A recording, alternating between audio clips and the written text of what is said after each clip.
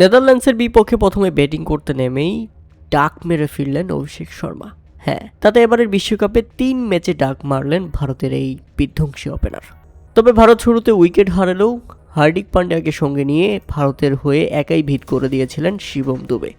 প্রথম 25 বলে তুলে নিয়েছেন 50, শেষ পর্যন্ত খেলেছেন 31 বলে 66 রানের দুর্দান্ত এক ইনিংস। 21 বলে 30 রান করে হার্দিক পান্ডিয়া, তাই তো নির্ধারিত 20 ওভারে 6 উইকেট হারিয়ে 193 রানের বিশাল লক্ষ্য দাঁড় করায় ভারত। আর জবাবে ব্যাটিং করতে নেমে শুরুটা ভালো হলেও নিয়মিত বিরতিতেই উইকেট হারাতে থাকে নেদারল্যান্ডস। মাঝখানে দারুণ ফাইট করছিল নেদারল্যান্ডস, উইকেট হারালেও স্কোরবোর্ডে রান তুলে যাচ্ছিল তারা এবং শেষ দিকে জয়ের সম্ভাবনাও তৈরি হয়েছিল। কিন্তু গুরুত্বপূর্ণ সময়ে বেশ কয়েকটি উইকেট হারিয়ে ফেলে নেদারল্যান্ডস। শেষ ওভারেও সুযোগ ছিল, কিন্তু সেটা কাজে লাগাতে ব্যর্থ হয়েছে তারা। তাই তো নির্ধারিত 20 ওভারে 7 উইকেট হারিয়ে 176 রানের মধ্যেই থেমে যেতে হয় নেদারল্যান্ডসকে। ভারতের দুর্দান্ত 17 রানের জয়। আর এই জয়ের পর ভারত নিশ্চিতভাবেই বলতে পারে পাকিস্তানের থেকেও ভালো লড়াই করেছে নেদারল্যান্ডস।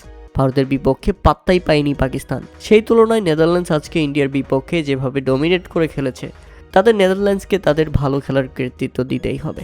কারণ টি-20 ক্রিকেটে ভারত চ্যাম্পিয়ন দল, বিশ্বের 1 নম্বর ভয়ঙ্কর দল হিসেবে পরিচিত। তাদের বিপক্ষে নেদারল্যান্ডসের এমন লড়াই প্রশংসনীয়।